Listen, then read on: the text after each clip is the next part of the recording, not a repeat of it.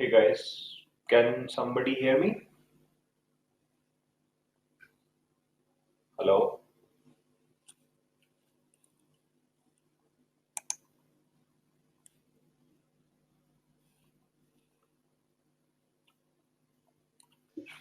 Yes, sir, we can hear you. So should I start? I couldn't hear anything. Yes, sir, please start. Okay. Uh, so sorry guys, I didn't realize it has already started. I hope you are not waiting for too long. So first of all, guys, thanks a lot for having me here. I've obviously heard a lot about IIT Kharagpur. I've never been there.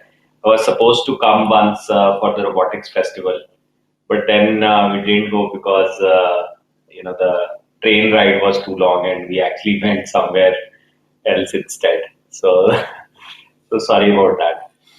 But anyway, I think.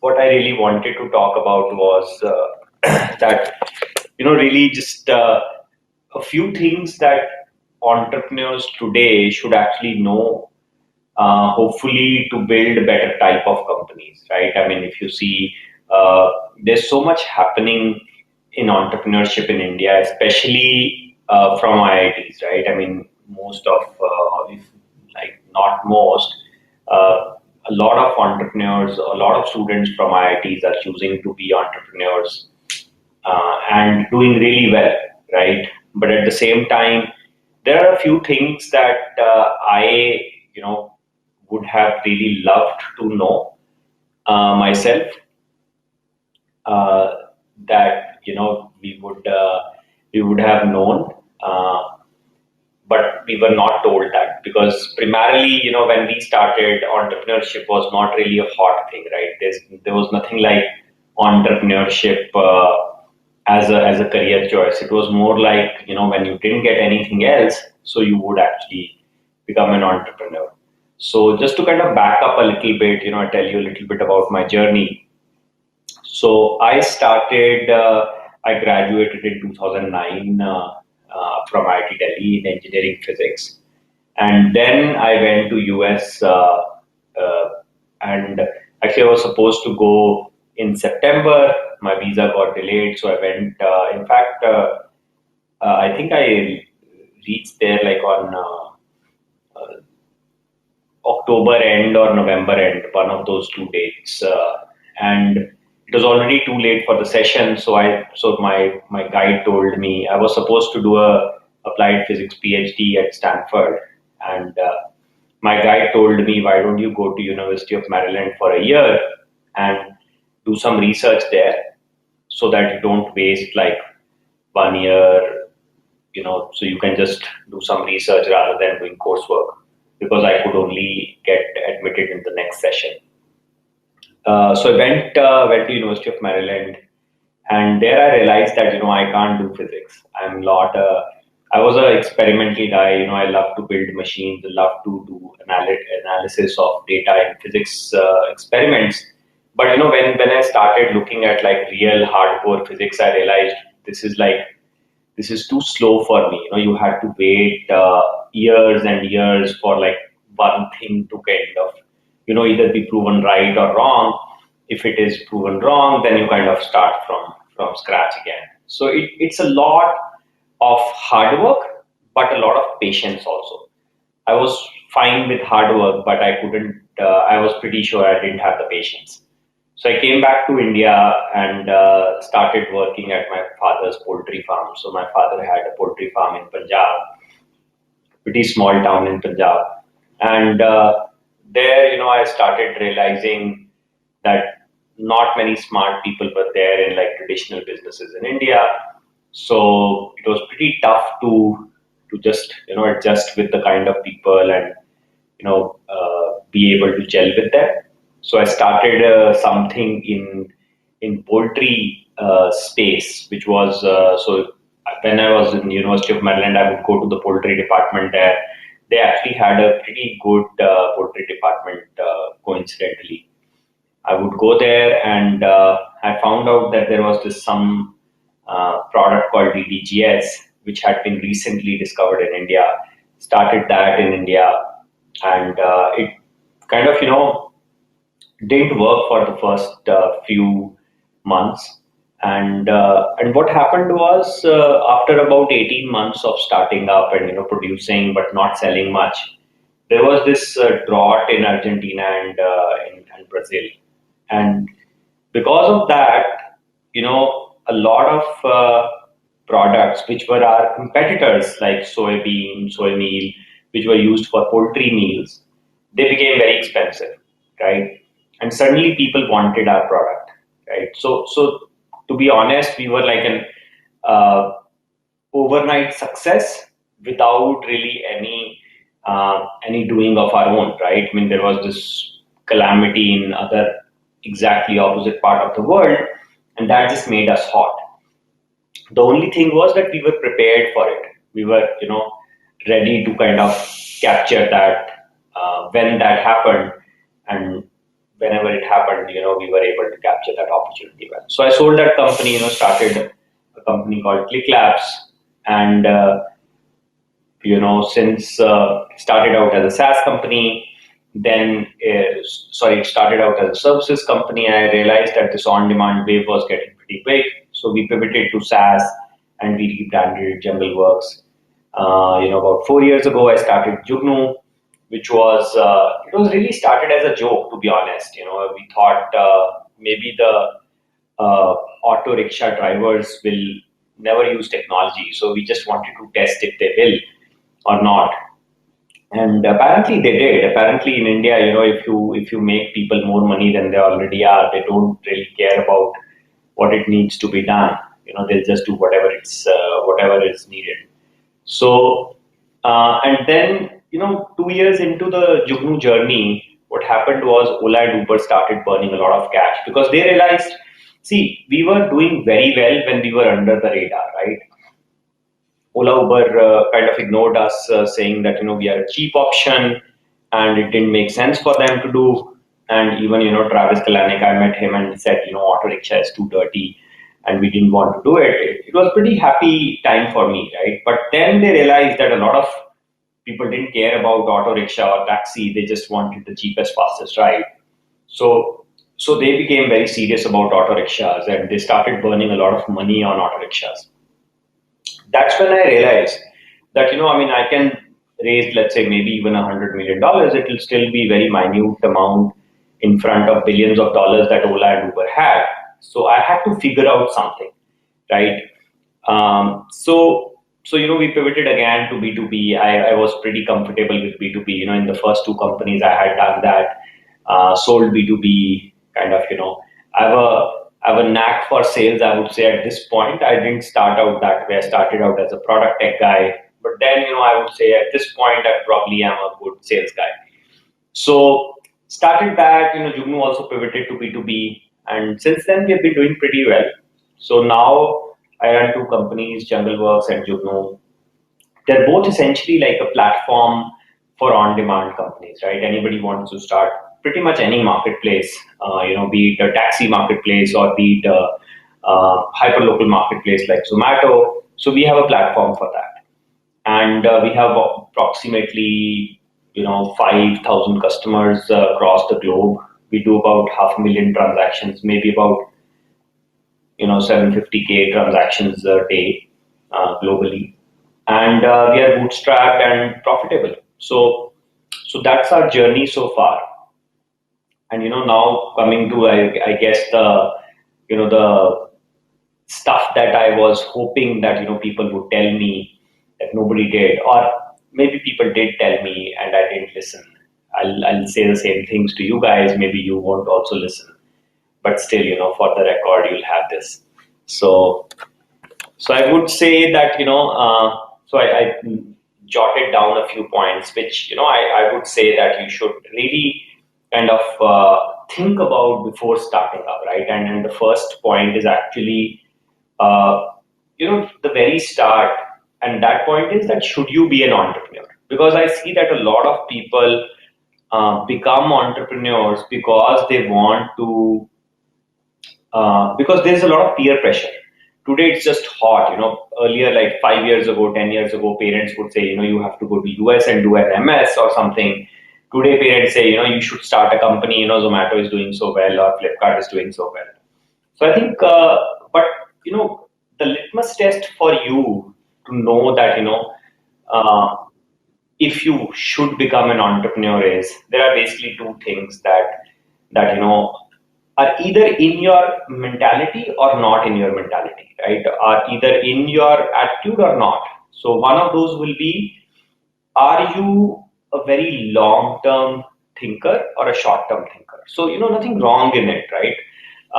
So what I would mean by that is, as an example, are you a person who has, let's say, 100 rupees, and he would say, okay, let me spend them and kind of enjoy, or would you keep those 100 rupees in bank and kind of uh, enjoy in a later stage, right? Not a lot of people are like future driven, who can delay their gratification for a future stage. So if you are a future driven person, entrepreneurship might be good for you. But if you're not, I mean, it's not the right thing. Needs at least 10 years of struggle, maybe not for you. And second thing I would say is, which is kind of a tough thing to do, and that is, are you a person who's a very low key person? What I mean by that is, are you a low maintenance person? There are a lot of high maintenance people in the world, and nothing wrong with that again. Uh, but they like comforts, they like fancy cars, they like nice houses and things like that. In that case, there's so many professions which are much better than entrepreneurship. Like you can get into finance, and probably that's the direction that gets you the best lifestyle, I would say. But in entrepreneurship, even at decent success, there's always this weird expectation from entrepreneurs to have a very humble lifestyle, right? So I would say, if you like to have a good lifestyle, maybe entrepreneurship is not the way for you, right? I mean, it might sound a bit counterintuitive, but trust me, most entrepreneurs don't have a good lifestyle. And by good, I mean, a very extravagant lifestyle. So they don't have fancy cars most of the time. They don't have like fancy houses most of the time, stuff like that. So anyway, so that's the first point, right? Ask yourself, answer these questions to yourself, and then see, if you are, you know, the right person to be an entrepreneur or not.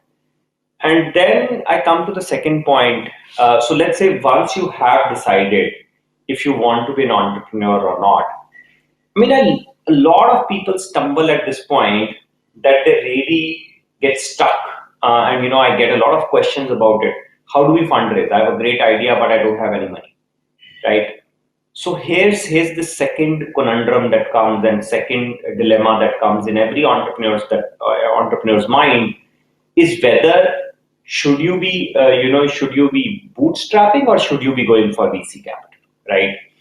And in my opinion, when you're starting up, you should always assume that you're going to bootstrap, right? Just go for bootstrapping from the day one, day zero. That's what you should plan, right? VC should come, or VC capital should come, because this is a space which is just amazing. You have great product market fit, and you need to go faster, otherwise somebody else will take the market, right? But otherwise, the default for entrepreneurship should not be VC capital, and it should be bootstrapping. And few things that you learn by bootstrapping is, you learn sales, you learn how to talk to your customers yourself, you learn how to be hands-on yourself, which necessarily when you are doing or raising funds, you typically tend to delegate too much too early on, right? And that's like a byproduct of being hyper-funded in some sense. And also, like, if you are a second or third time entrepreneur, it makes more sense to kind of take money from VCs, because you know what you're doing. You have the experience. You just want to kind of do things quickly. But when you're a first time entrepreneur, I genuinely think when you start your journey, you should definitely bootstrap, understand what the game is about. When you exactly know why you need money, that's the time when you start reaching out for funding. If the first step for you is to build a B plan and start reaching out for funds, I think you are not really going about it the right way. I mean, this is something that not a lot of people say, because obviously VCs want people to come to them for funding. They don't want to discourage people from raising funds, and entrepreneurs just generally, don't really care about it. So I genuinely would, say to all of you, think hard. If your business does not have a viral growth or like a real point where why you need capital, it should, for example, you should not need capital to discount people to use your product. Then your product market fit is just not there. So that's the, I would say, the second point I want to talk about. And final point, which might sound a bit anti-nationalistic also in some sense, and a bit more, uh, I would say, controversial, is that, and to be honest, a friend of mine when I was just starting out told me about this, right? And he's actually a VC in Silicon Valley now, very successful. He was my batchmate in IIT Bombay, and I respect him a lot. But I thought, maybe he doesn't know what he's talking about. To be very honest, I mean, every entrepreneur is generally arrogant when they start. So I didn't really take him that seriously, right? And what he told me was, don't build for Indian market, build for global market, right?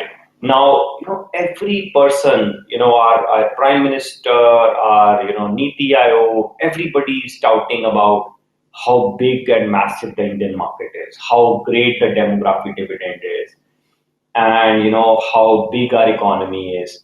To be honest, I think this is all facade. You know, the reality is we don't have a huge market, right?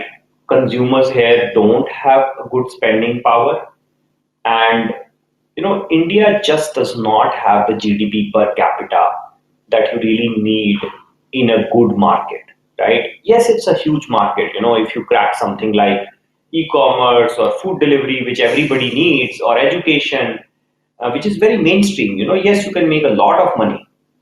But if you really want to be successful, uh, slightly more easily, I would actually recommend you follow the model of Israel, Scandinavia, New Zealand.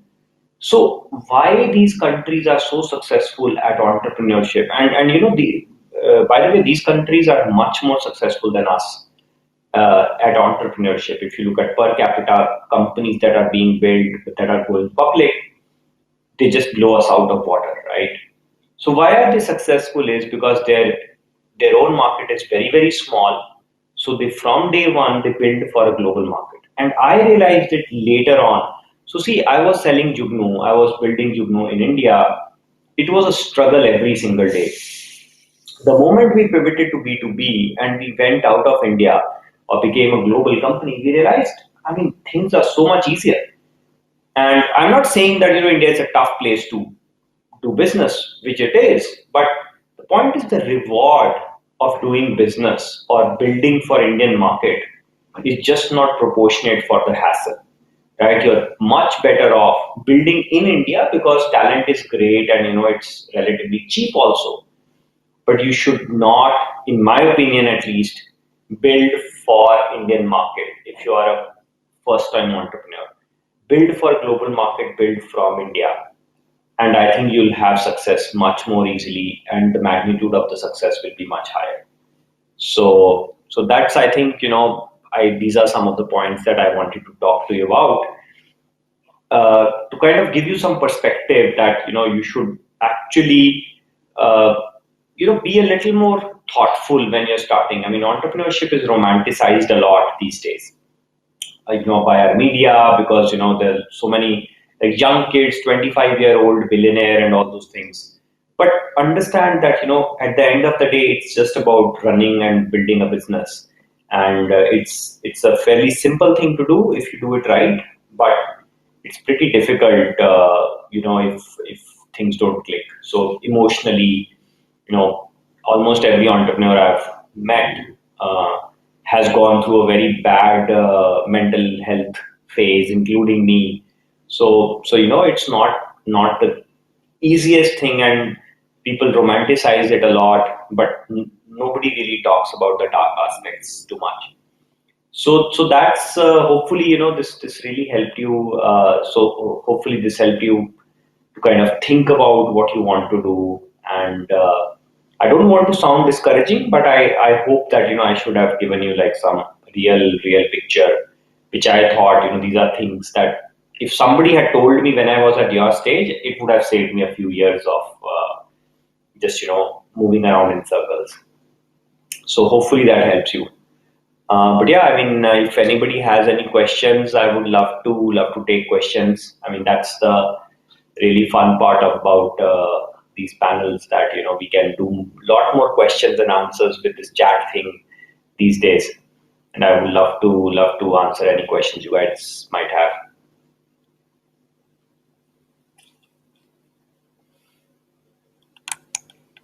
So anyone, any questions?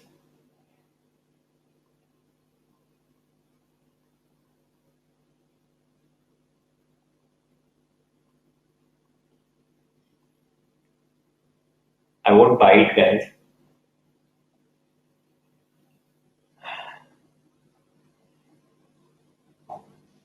So if anyone has a question, please write in the chat box. What is the second model of growth? Anubhav Rai is asking. To be honest, I don't know the first model of growth also. How to do entrepreneurship with happy mindset?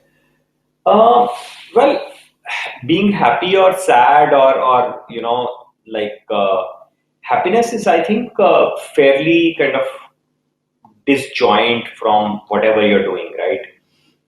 But if you really love what you're doing, it makes you happy. So I think most entrepreneurs I see are fairly happy people at the end of the day. They might seem stressed, but even then they're fairly happy. So you can be very stressed in your life, in your day-to-day life, because there are like so many small worries, will that customer pay, will you ship on the right time and stuff like that, but you're actually fairly happy because you're doing what you love.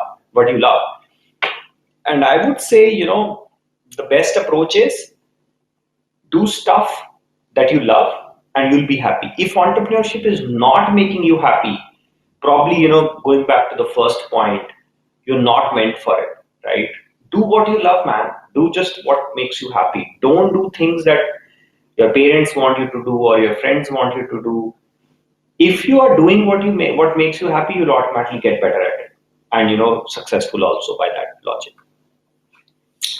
Um, so Vaibhav is asking, it may sound silly, but does MBA help in entrepreneurship? I might be biased, but I think entrepreneurship MBA is a waste of money and time if you want to be an entrepreneur.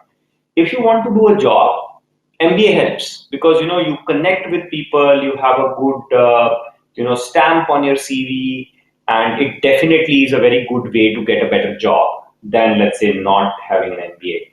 But if you want to be an entrepreneur, MBA doesn't help. Maybe what would help more in my case, in my opinion, is, in fact, this is what I did, is that go to universities, go to these meetups, meet people, meet entrepreneurs, meet even students. I went to a lot of student meetups when I was starting up in Stanford. I was living in Palo Alto near Stanford because I had friends there. I could live there for free, because of my time at Stanford. And that, I would say, taught me much more than what I would have learned in the classroom. So I would say it's the connections that you're looking for if you want to be an entrepreneur, not really the degree or the formality of education. So if you're looking for a job, go for an MBA. But if you're looking for to be an entrepreneurship or to be an entrepreneur, I would say just start after your college or even before the college. I don't think it matters today, but still, maybe you should finish the college just for a safety sake. But yeah. So what do you think India will be in in entrepreneur in next 10 years? So see, to be honest, India is growing. India is a big market, but don't bet on India. There are a lot of people. I meet so many people. I'm a patriotic guy. I left US, came back. I genuinely want to make a difference here. But when people ask me, India will be next China or next US, next superpower, and we'll automatically be like much better off. To be honest, guys, that's not happening. Just be realistic. See, and I'm not saying it because of any political affiliation. I like the what our government is doing. Some hard steps and all. But if you see, China, the way they are able to execute is primarily because they have dictatorship, right? They are able to do tough things without any repercussions.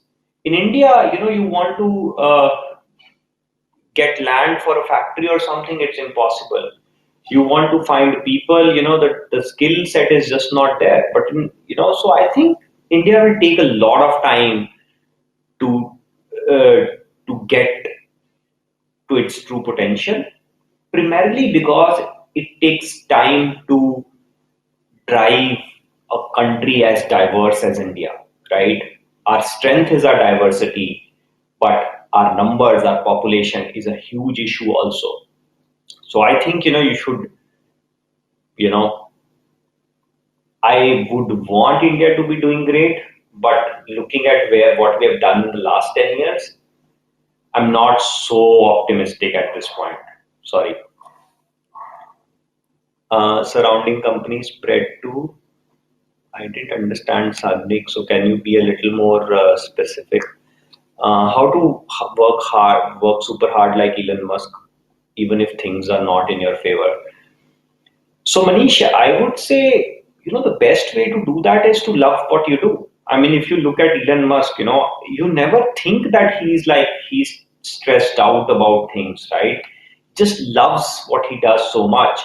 I remember, some famous person said something wrong about Tesla and SpaceX, and then the few days later, Elon Musk was doing an interview with somebody, and they said that okay, this person critiqued you, and Elon Musk had like tears in his eyes, right? And he said, I respect that person so much, and it feels really bad that that person is not believing in my mission, but it's okay, I'll keep going.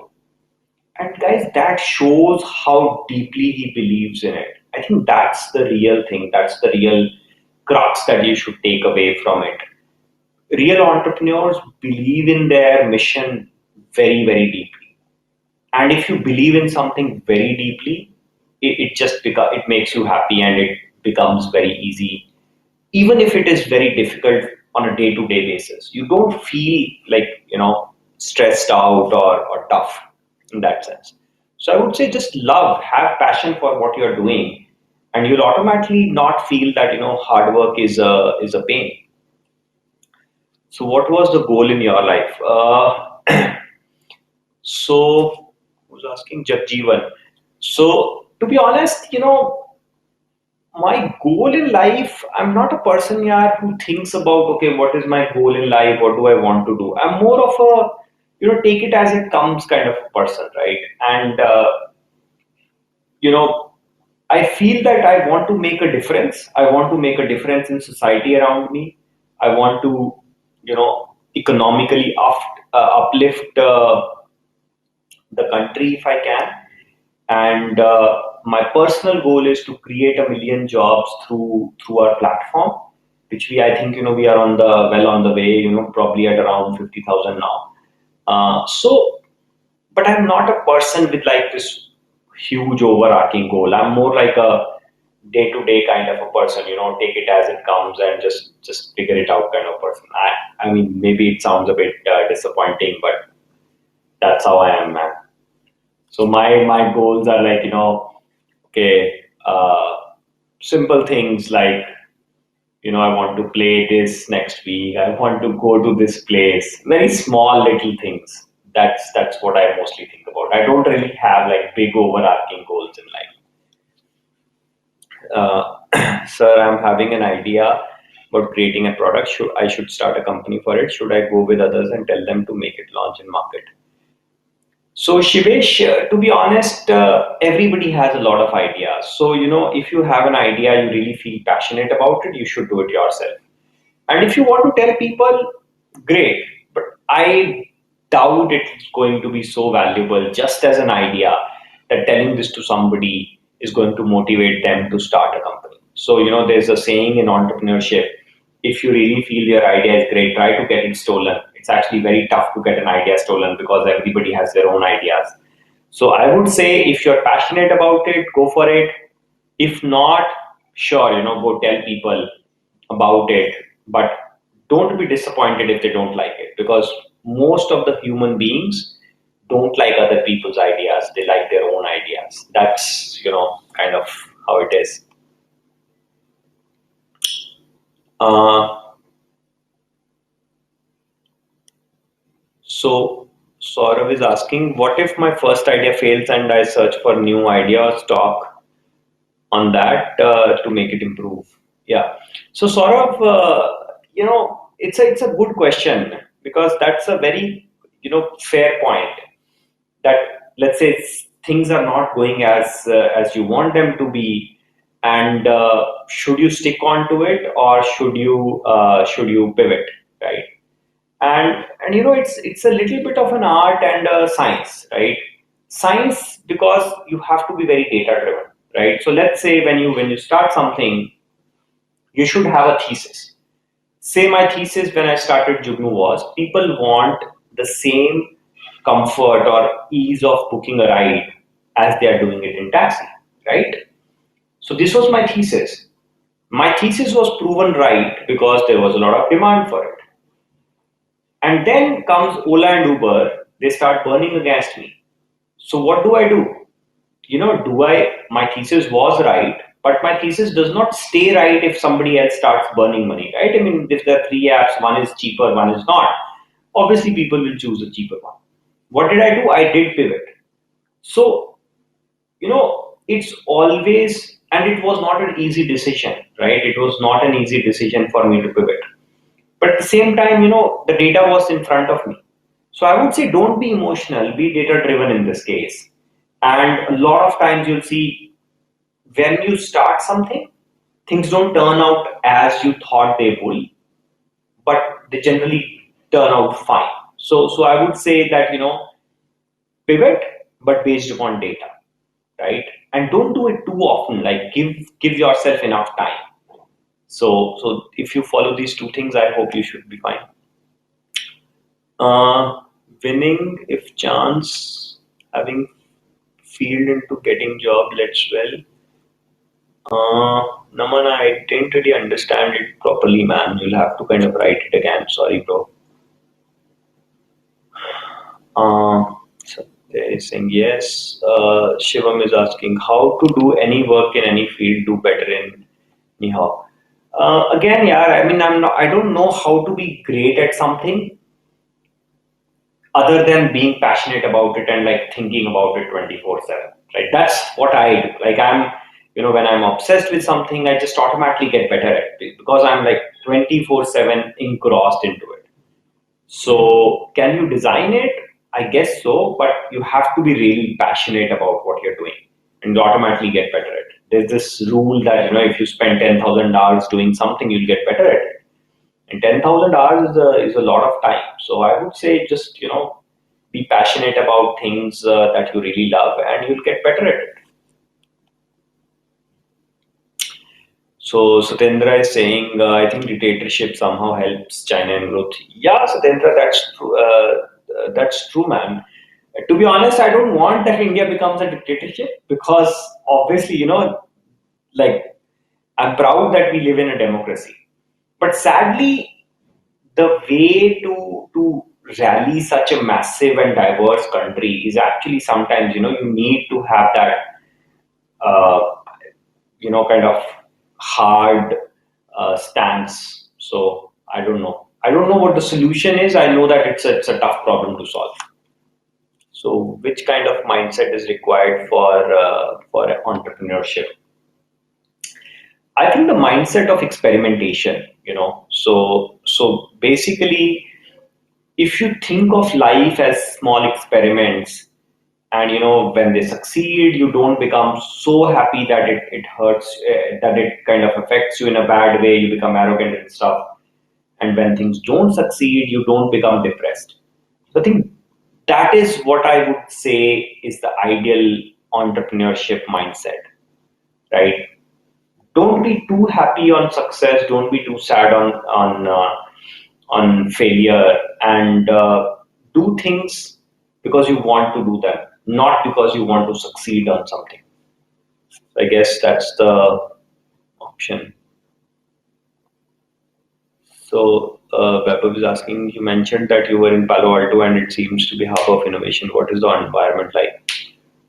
To be honest, man, I mean, there are so many smart people around. There are like massively smart people around you, and you really get to learn a lot. But the good thing about today's world is that you can actually connect with almost all those people virtually, right? I mean, there's so many communities of hackers and stuff which are online. So yes, environment helps you because you get motivated by people around you. You get like you can see that okay, if that person can do something good, I can also do something good. So the environment is that people actually look up to entrepreneurs, even if like somebody would think that this sounds like a stupid idea, but they'll actually respect it because people think that it's a good thing to be an entrepreneur in US. I think India is also similar now in that sense, and definitely getting there. But yeah, the culture of building things ourselves, that's I think what is very different. I mean, if you go to US, especially these universities, people have a culture of like doing things by their own hands. I think that's probably a little different here in India so far. So hopefully that will change because of universities like IITs and stuff. So let's see how to set priorities when you're stuck in three four things, and how to. Man, to be honest, I also don't know how to prioritize things. I'm like really bad at prioritizing. I'm bad at time management. But I think don't think too much about it. That's what works for me. There are people who are meticulous in planning, and they do well by planning. I don't really do that great when I'm planning too much. I just get stifled too much. So it's better to not plan too much. I just try to do it freestyling. So that's what I call I freestyle it. I don't plan too much, and so my wife is a big planner, and people around me are like big planners, so that helps a little bit. And they all know that I'm not a planner, so kind of they just figure it out for me also. So I would say just do what suits you. Don't think too much about it. That's what I would say. So I want to start a company. How to spread in the market about the company, which is an online base. So that's a good question, Sagnik. Again, this is one of the most difficult things to do when you start a company. How do people know about your company? And my guess would be, my thesis would be that find 10 people who really love your product and are just crazy about your product rather than trying to go to 1,000 people and telling them about it, right? And it's easy also, right? If you, let's say, build a very good notepad, so to speak, you'll go to people who write a lot, and you'll find those people and you make them converts to your notepad. So I would say find these first 10 to 100 users manually by one, and get them to love your product really, really well, really crazily. And then I think things will get easy. So they'll become evangelists automatically. So I think that's the probably the best approach. So 5 books, man, 5 is tough. I love autobiographies. So for example, my some of my favorite books are Losing My Virginity by Richard Branson, Cold Steel by Lakshmi Mittal. I also read Jeff Bezos' Amazon. I don't remember the name, but book about Amazon. I just bought Invent and Wonder by Jeff Bezos. I've not read it yet. So I really love books which are, and I also love Zero to One by Peter Thiel. That's a pretty good start book about startups if you want to be a founder. But yeah, I mean, I love books which are more about stories around startups rather than like more to do kind of books. So I like story kind of books. So uh, I always make small short term goals and make sure to complete it. Yeah, so good for you. I think that's not a bad idea. I mean, it's a good thing because, I heard it in some movie or someplace. If you keep taking the small steps in the right direction, the bigger direction also takes care of itself, you know. So yeah, how to test if your idea is great without spending much amount of money and time. So again, Shubham, I would say that look at, you know, how do you find the 10 users who just love it? Rather than trying to take it to 10,000 people and listening to their feedback, because that doesn't really mean much most of the time. You have to really find a few passionate users of your product or idea and then see if it works or not with those small set of users rather than trying to do it on a big set. Then if it is a good idea, it will kind of start taking a shape or life of its own. If it dies, it dies. Can't help it. So so Komal is saying I'm a little bit flex. Okay, I don't understand what it means, but yeah. Maybe I don't understand your lingo, guys. I don't know what flex is, but you left research work in physics as it required patience for result gratification. Meanwhile, you also mentioned that entrepreneurs are sort of future oriented. So, how are you able to manage that contradiction? So, Vishaka, that's a pretty good question. I mean, gladly nobody has really told me this earlier. But I'll tell you why. See, this is bang on, right? The problem with research is that most of things are not in my hands, and it's a waiting job. So let's say I was in nuclear physics, we would wait for let's say a year for getting the beam time for experimentation, right? And then when we would be doing these thin film kind of experiments, build these films, wait for experiments, wait for what things to come out, and then see what our thesis was or not. So the difference between entrepreneurship is that at least what I am doing right now, a lot more things are in my control, right? I can work harder or smarter or faster, and I know that things will get better, right? But with physics, the problem was I was such a small cog in the system. Things were just not in my hands. I could have spent like 20 years to get to that position where things would be, but I just didn't want to do that, right? So exactly, I don't mind things taking time to get results, but what I did not want was that things are not in my hand. I felt helpless. So a little bit like, when I came to my father's poultry farm, it was an industry where, no matter you do good or bad, nothing was really in your hands. So that helplessness was the real problem, you know. But yeah, it's a shortcut way to say that, I was impatient to be doing physics. So hopefully it helps. Hopefully it kind of solves the contradiction. It does, but yeah, it is a good question. Thanks for it. How to convert your ideas into a good startup company? How to get started to working on ideas with good analysis of working with time? To be honest, man, I think so. Anmol, I feel you should really not think too much about ideas. I mean, I know it's a kind of a contradiction again, but making an idea central piece about company sometimes just makes you too much in love with that idea rather than thinking about the business and your customers.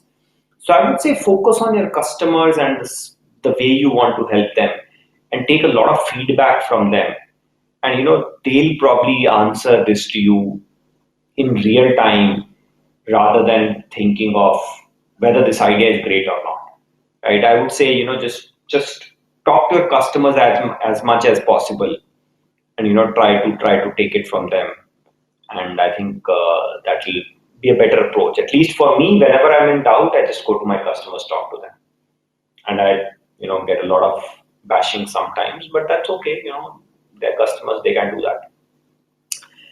Uh, what all you think problems would be if bring something futuristic in the market and people are still not at level of that thought? So Param, I would say try it out, man. And worst case scenario, you fail. There's no harm in failing. So this is like a primary question. People say, what if I am too early in the market? What if I am too advanced for the market? Guys, there's only one way to find out. Go to market and find it out. So if you fail, you fail. Don't worry too much about it. Move on. But keep thinking about it and not doing it, I think, is worse than trying it out and failing at it. That's my approach. So what kind of skill helped you in business career? So I would say one skill that really helped me. I mean, I was good at product because I've been an engineer, physics. So kind of product comes naturally to me. One skill that I had to learn and I really think that helped me a lot was sales. So it's not like salesy sales that I became a salesman, but more like the art of convincing people, the art of looking at people from their point of view, understanding their point of view, and kind of trying to motivate them with their inherent thinking. So I think that's like real sales skill. Understanding a person's point of view, being in their shoes, and trying to talk their language. I think that's the skill. So to in short, sales skill is really what you should learn as a student if you want to. So Priya Kumari is asking, so tell me something about confidence for starting any work. The start, I'm not a very confident person. I'm not a very so I joke with my friends whenever we start some new game and stuff. I'm generally like really bad at it when I start. So, and I'm okay with it. But it's my hustle and it's my continuity and my passion that makes me better than a lot of people. So when I remember a lot of times we have started things and I was really bad in the starting, but I would generally tell those people that I'll hustle it out and I'll get better than you, but you guys will get bored and kind of move on. So I think that's like don't worry too much about confidence. It will come once you start. And when you fail a few times, then you start learning, and the confidence comes automatically. So does being an expert in fields like, let's say, high AI and blockchain make you better entrepreneur, or so basically the question is, do you be an expert in something and then start a company in that, or not being an expert is okay? So the answer is like yes and no, right? It's not like a very, very easy answer to give, because you definitely need expertise in your core team about the space, right? If it is AI, blockchain, and these are things that not a lot of people understand really well, right? So I would say yes. It's not necessary that you as let's say every person in the founding team has to know it, but somebody in the founding team, a CTO or the CEO, somebody has to be the domain expert. Otherwise, it's very difficult to kind of be better than the whole world in something. So yeah, how to build excitement and enthusiasm in a body because it helps in sales. Think from their point of view, right? Everybody has something that excites them naturally, right? I mean, let's say I love dogs, right? And I love to play with dogs, but you will not be able to know that unless you connect with me as a human being and put yourself in my shoes and kind of understand me. So a lot of people try to create enthusiasm and excitement in their audience, but they don't try to understand their audience. So I would say if you want to excite somebody, understand them, and that excitement will happen automatically. So the idea of thesis seems very good. Kindly elaborate. So okay, thesis is basically something which is an idea you want to test. So let's say, you know, the way I look at anything is every problem has a thesis, and thesis is a testable idea, right? And a testable idea would be, for an example, will people pay 100 rupees for a yellow chocolate, right? A normal chocolate is 50 rupees, a yellow chocolate is 100 rupees. Will people pay 50 rupees extra for that chocolate? That's a thesis. How do you test it? You go to 10 people and say, okay, guys, this is like a normal chocolate, this is a yellow chocolate. Do you want the yellow chocolate? And you'll know that, if the answer is yes or no. So this is a very simple thesis, but there can be more complex theses. For example, Elon Musk thesis is the world has to become multiplanetary because Earth will someday get extinct or something like that. So, how does he test it? By trying to build towards that goal. So I would say, that's what a thesis is. It's an idea. It can be any idea, and then you test it. So it can be right or wrong. Um, what's my approach for making any important decision? So to be honest, I think about, integrity has to be there. Whenever I decide something, I don't want to do things that are not. So let's say, for example, it's very easy to make money by selling drugs, right? Everybody knows that, but I don't want to do it because there's no integrity in it, right? There's no, you're hurting human beings and stuff like that. So from that perspective, I want things to be, I want myself to be having integrity, right, in everything that I do. I should be proud of what I did in my own thoughts, right? I should not feel of myself as a lesser individual because I did something for money or for something that is like, very short term. So, and that's one. And second is, I think about, okay, my eventual goal is I want to, grow my company. Does this decision or like, help me in that? Sometimes there are tough decisions, like let's say, letting a important person go in the company. It's a pretty tough decision, but you have to really put a bigger goal of, let's say, growth in the company or, society is good and stuff in front of that decision and then take it. So yeah, it's not easy a lot of times, but somebody has to do it, man. So with that, thanks guys. It was a great session. There was a lot of questions. I didn't expect it became almost a rapid fire round, but I enjoyed it. Thank you, sir, for your valuable time. We are grateful to you for sharing your experiences and delivering and imparting guidance to all of us. Thank you very much, sir. Thanks a lot, guys. Hopefully it helped you. So thank you very much. Have a nice day. Stay safe, guys. Bye bye. Bye, sir.